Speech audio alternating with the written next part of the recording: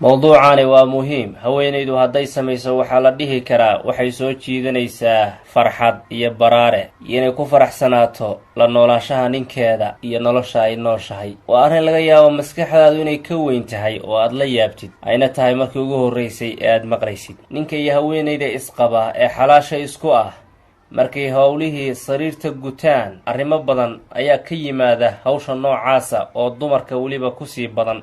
dumarka qaarkood gogosha ay ninkeeda la jiiftay hawsha markay samaynayeen, markay hawshu dhammaato waxay iska jecel yihiin inay meeshaba hal mar banneeyaan oo ay gogol kala doontaan oo ay ka fogaadaan ninka, ama ninku inuu sida asagu sameeyo oo xaaskii ka fogaado markii calaaqadu dhammaato. marka isla markiiba hawshu dhammaato laga yaabaa midba meel inuu u ordo oo u aado. laakiin haweenaydu waxyaalo badan inay aaminsantaha laga yaabaa inay la sii joogto galmaday hawshaa kadib oo ay kusii nagaato la jirkiisa in ninku xoogaa dhibsanayo ayay dumar badani qaarkood aaminsan yihiin. laakiin gabar yar haddaad isla markiiba meesha ka tegtid, isla markiiba mar allaala markay xiriirka iyo calaaqadu dhammaato jirkaadaad ilaalsanaysaa. laakiin qaabkee? yacni adiga ninkaada galmadii hawshii markaad dhammaysataan isla markaad istaagaysid, istaaggaasi macno weyn buu ku dhisan yahay. tusaale kale waxaad u istaagtay suuliga inaad aado soo kaalidid, faa'iidooyin badan baa arrintaa ku dhisan. arrin aad ka samaynaysaysan noqon, xasuusnow faa'iidooyinka arrintaa ku jira. adiga ninkaada xiriirka gogasho markaad dhammaysaan isla markaad istaagto kaadi u baxdid, faa'iidooyin badan bay arrintaa leedahay. aad bayna kugu fiican tahay isla markii inaad suuliga aadid ama xamaamka waxaa loo yaqaan si aad usoo kaadishid. bimacnaa isla markii galmadu markay dhammaato haddaad suuliga aadid soo kaadisid, caafimaadkaada iyo farxaddaada aad iyo aad bay ugu muhiimsan yihiin gabar yahay. waana arrinta adiin soo gudbinaya haddada tan. kaadida la kaadiyo galmada kadib isla markiiba waxay kaa taageeraysaa arrintaasi weliba si weyn inaad ka takhallustid waxyaalo badan oo infekshinkuu keeno iyo bakteriyada iyo waxyaalaha loo yaqaan mikrobaadka. haweenayda xubinkeeda taranka iyo agagaarkiisuna waxay helayaan caafimaad iyo naacow aada u fiican. marka 5 daqiiqo ilaa 4 daqiiqaba ha ahaatee galmada kadib suuliga gal si aad usoo kaadisid, caafimaadkaada way u fiican tahay. haddaad arrintaa u fiirsan oo aada samayn oo arrintaas iskaga kaa daba timaado oo aada xasuusnayn, ogo waxaa iskaga kaa daba imaanaya arrimo isdul fuula oo meelaha kaadi mareenkaada ah ku imaada, kuwaasoo soo jiidaya dhibaatooyin badan oo caafimaad darro ah.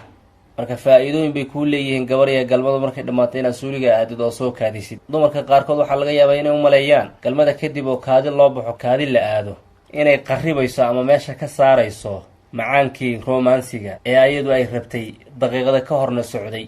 laakiin arrintaasi xaqiiqo ma ahan. gabarya markay galmadu dhammaatay isla markii haddii aad u baxdid suuliga si aad usoo kaadisid 2 daqiiqo 3 daqiiqo kadib galmada ha ahaatee, ogow jirkaada caafimaadkiisa iyo farxadda naftaada ayaad soo jiidaysaa ood ka shaqaynaysaa. si fiicana inaad u istijootid, biyahana iskugu soo dhogdid ayaa kuu muhiima si aad uga takhallustid arrimo kala duwan oo caafimaad darro ah oo infekshinka uu keeno oo markaa ku hareeraysan galmada kadib xubinkaada taranka iyo meelaha loo yaqaan qaska ama gumaarka iyo wixii la midka oo ka mid a meelaha u dhow ee xasaasiga. arrintaani waa muhiim inaad fahamtid, waayo caafimaadkaada u fiican tahay, qoyskaada ayay u fiican tahay, ninkaada u fiican tahay. marka kale aad hawsha ku noqonaysaan ayay sii xoojinaysaa oo xiiso u leedahay. waxaana kusoo dartaa markaad soo istijootid soo kaadidid weeso, adoo weyse qaba kadib kusoo noqon ninkaada iyo gogashii. waana midda rasuulka ilaahay oo noo sheegay sala allahu calayhi wasalam, markii galmada labaad lagu noqonayo weyse u qaado, nashaadkii iyo awoodii iyo farxaddii aa sii siyaadaysa. maasha allah. waa muhiim inaad baratid waxyaalaha caafimaadka u leh